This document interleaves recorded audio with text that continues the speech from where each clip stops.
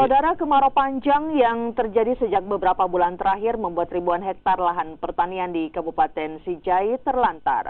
Petani tidak dapat menggarap sawah mereka lantaran pasokan air terhenti sejak beberapa bulan terakhir. Ribuan hektar sawah yang tersebar di sejumlah kecamatan di Kabupaten Sinjai dibiarkan tak terurus oleh pemiliknya lantaran pasokan air terhenti. Petani tidak bisa menggarap sawah akibat hujan tidak turun sejak 3 bulan terakhir.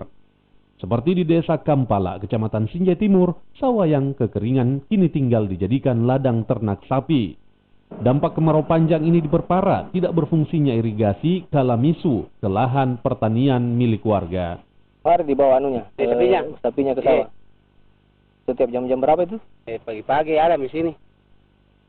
Jam mana? Dibawa sapinya ke sawah. Ya. Terus diambil lagi jam? Enggak, jadi diambil disimpan di sini. Oh, cuma dibawakan minumnya saja? Ya, minum yang situ di sumur. Oh, sawah dijadikan ladang ternak karena tidak digarap di? Iya. Sudah berapa lama, Pak? Tidak turun hujan? Itu 5 bulan barangkali. Tidak salah. Irigasi juga tidak jalan? Iya.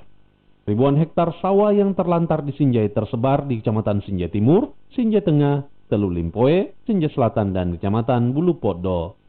Lahan pertanian yang kering umumnya merupakan sawah tada hujan. Petani berharap pemerintah membangun jaringan irigasi secara merata. Pasalnya, dari 15.000 hektar lahan pertanian di Sinjai, sekitar 7.000 hektar diantaranya masih kategori sawah tada hujan yang setiap tahun terlantar akibat kemarau. Muhammad Sali, Kompas TV Sinjai, Sulawesi Selatan.